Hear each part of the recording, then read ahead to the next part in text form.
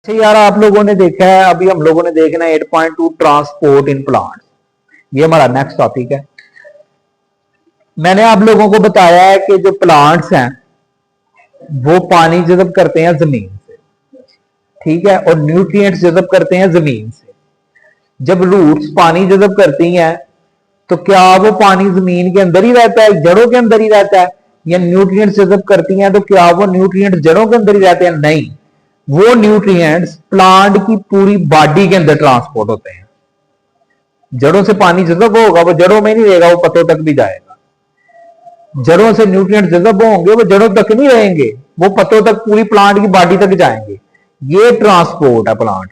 This is called transport in plant. तो देखें, plant absorb करते हैं न्यूट्रिएंट्स को जमीन से, when which are then utilized in the leaf to prepare organic nutrient by photosynthesis।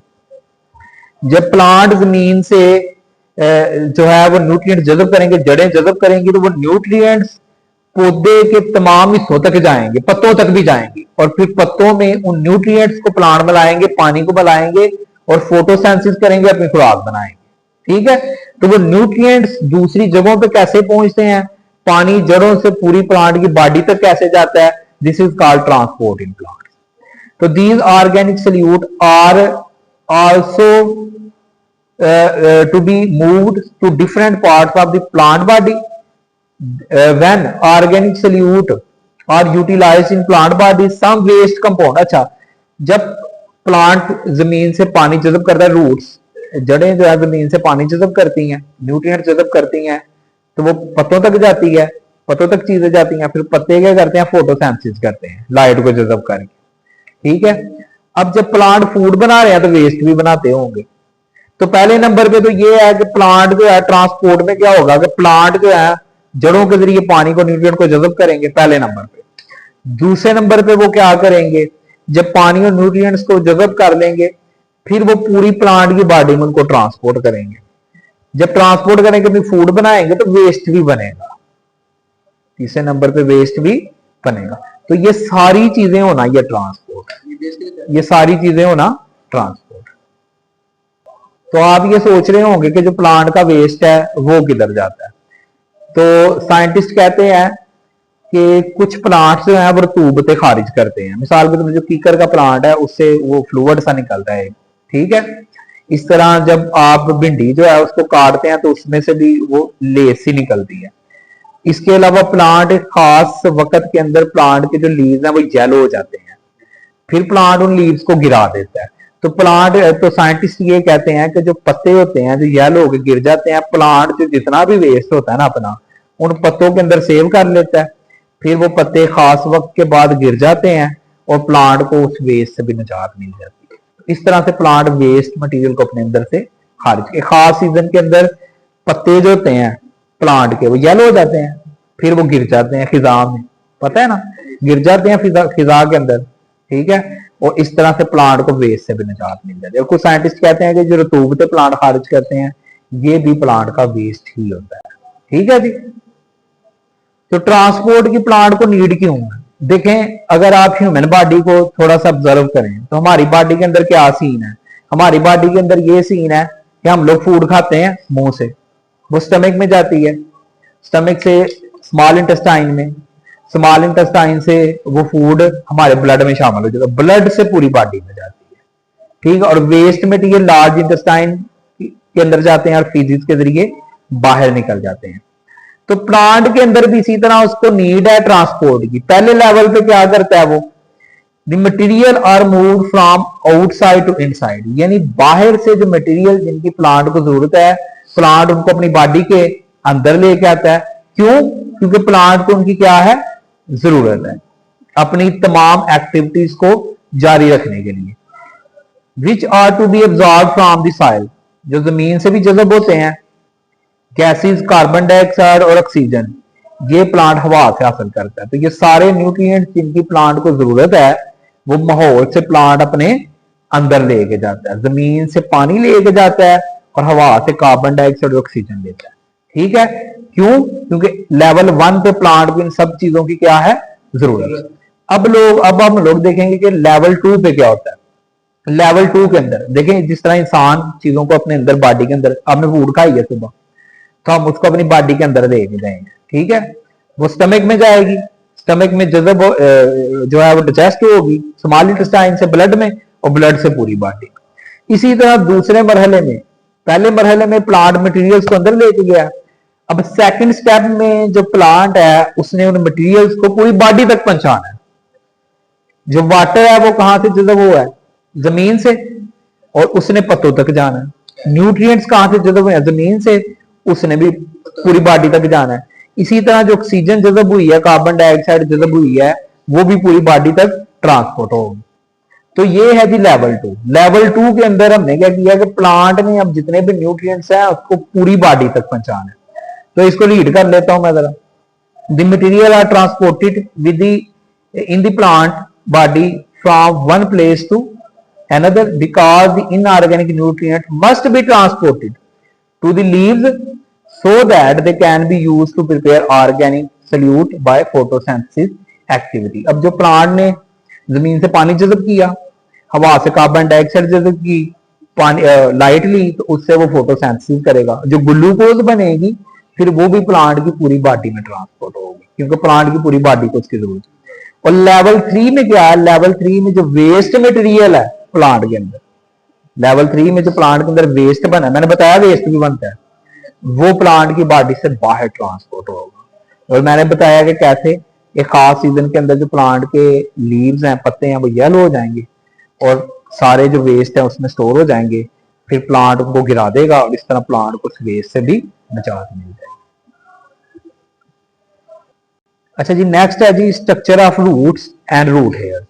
अब रूट्स होती क्या है, रूट प्लांट का अंडरग्राउंड पार्ट है, जो जमीन के अंदर वाला हिस्सा है प्लांट का, वो रूट है, वो रूट है।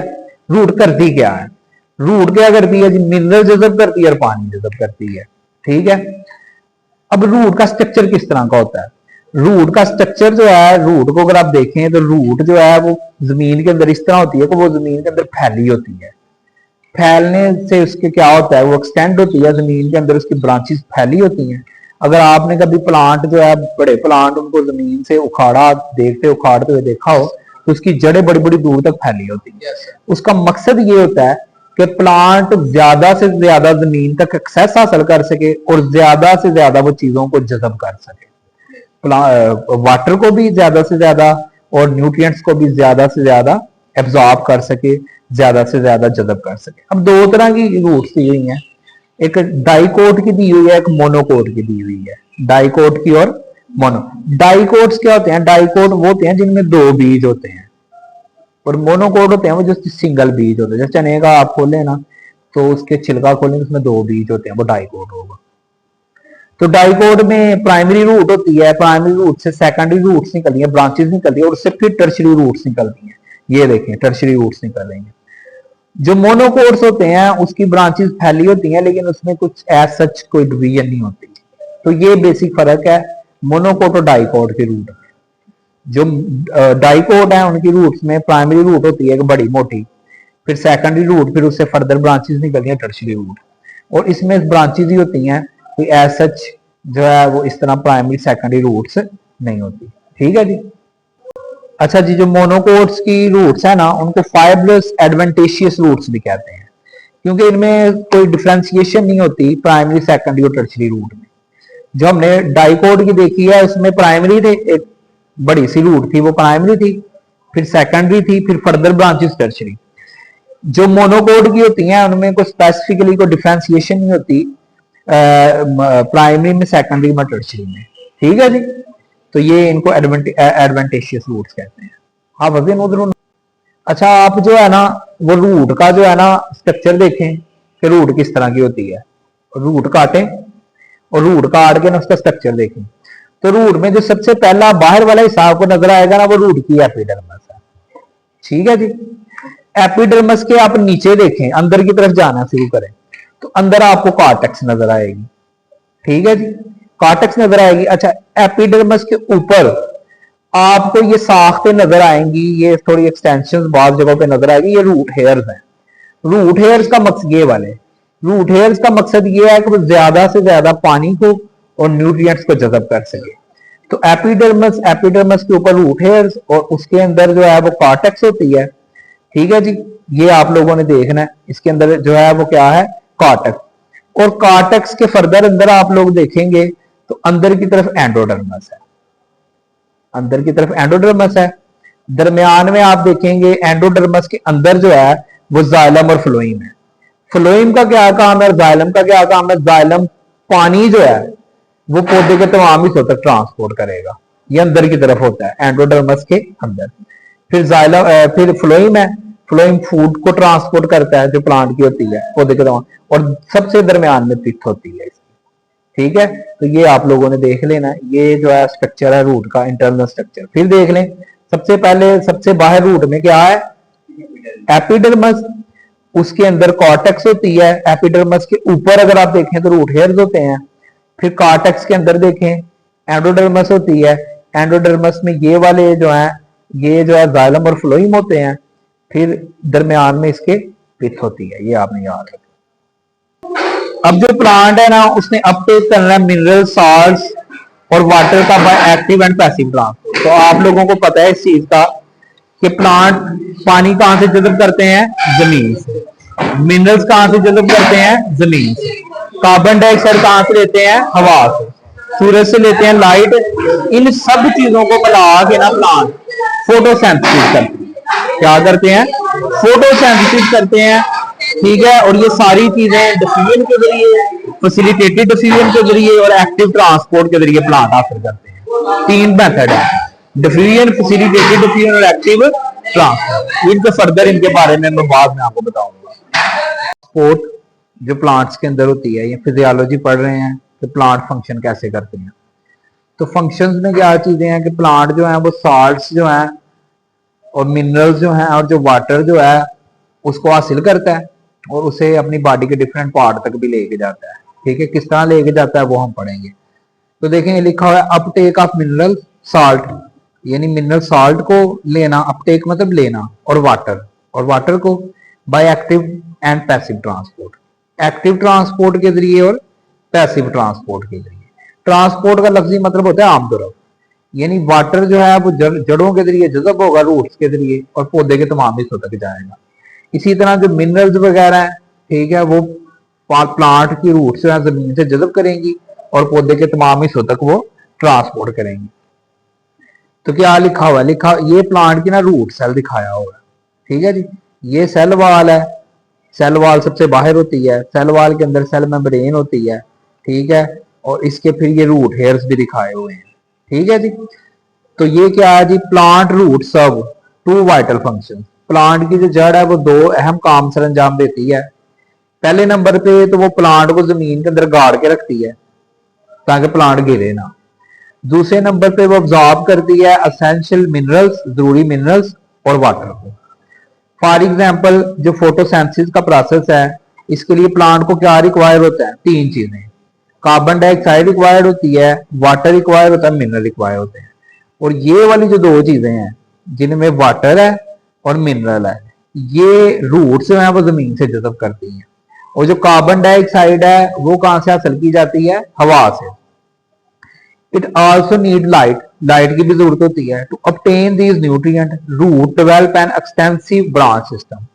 अब रूट जो है ना वो जमीन के अंदर फैली होती हैं ताकि वो जमीन के अंदर से वाटर को, जमीन के अंदर से मिनरल्स को जज़ब कर सकें, और रूट हेयर से कवर होती हैं। तो ये जो सरफेस एरिया बढ़ाते हैं फिर प्लांट की रूट का सरफेस एरिया मतलब ज्यादा दूर तक फैलाते हैं जड़ को।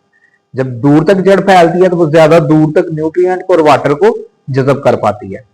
The root hairs are the primary sites for the absorption of water and mineral. With these raw material, mineral and water from the soil, carbon dioxide from the air and light energy, plant synthesize करता है अपने compound को जिसकी उसे जरूरत है।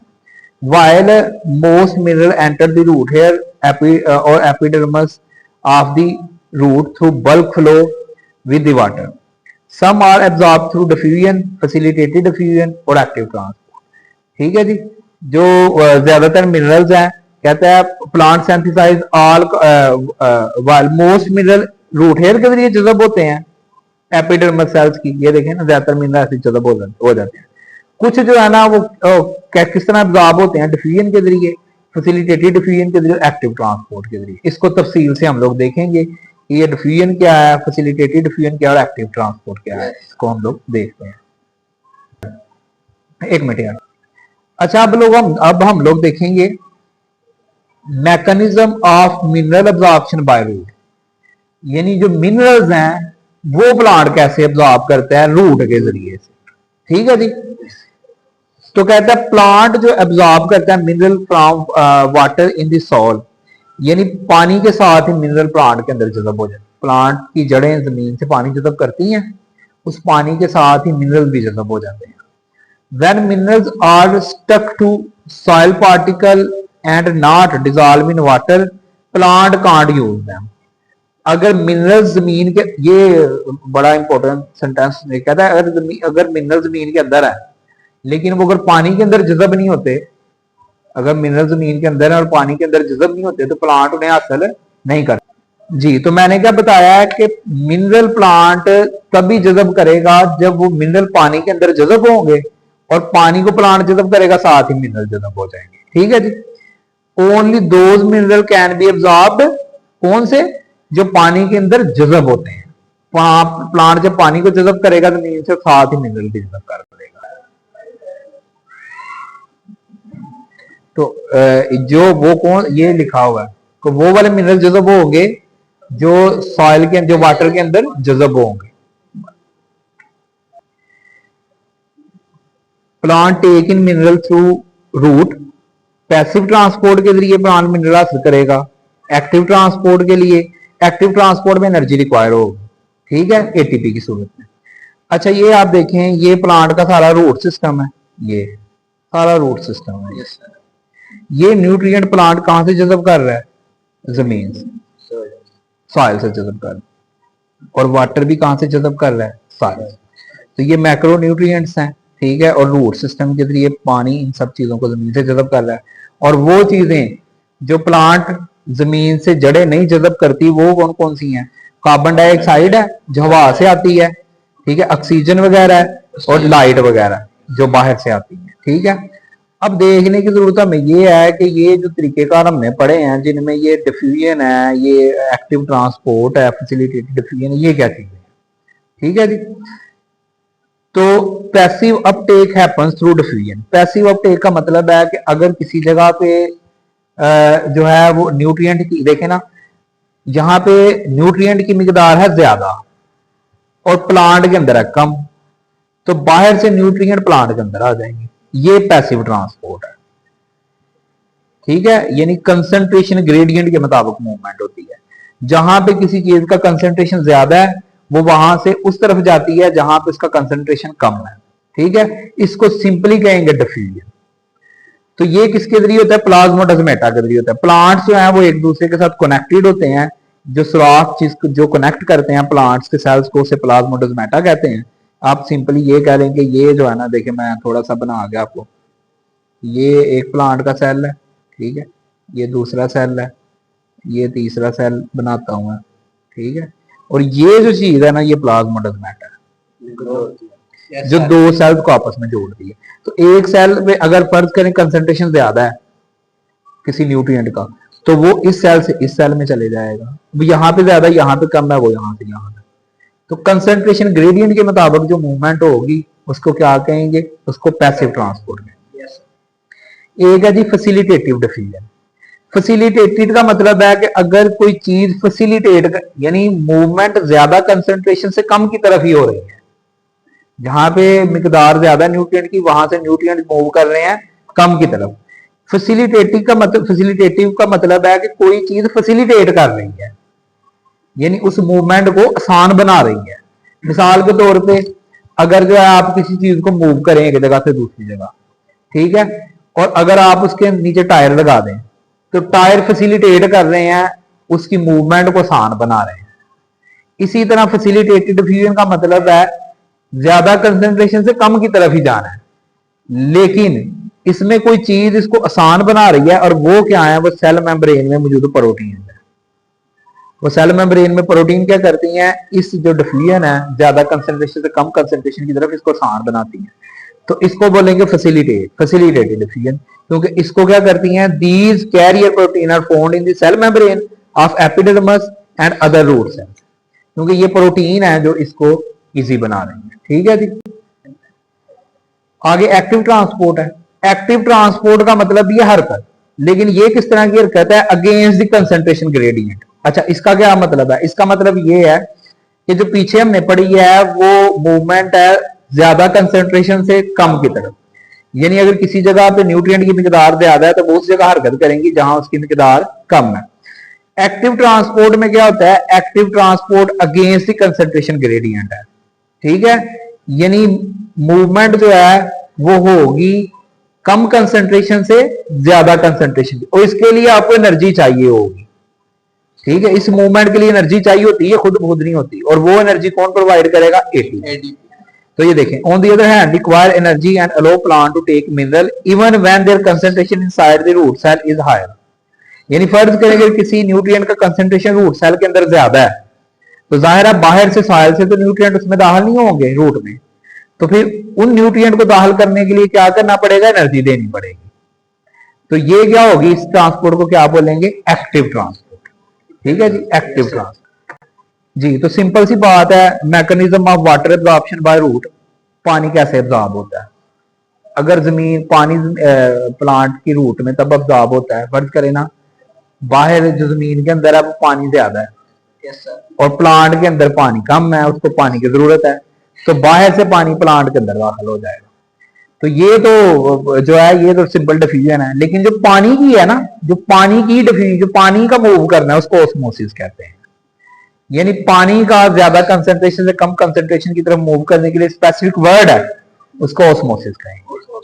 This is the movement of water molecule through a partially permeable membrane, यानी water molecule की मूवमेंट पार्शियली परमिएबल मेम्ब्रेन से ज्यादा कंसंट्रेशन वाले एरिया से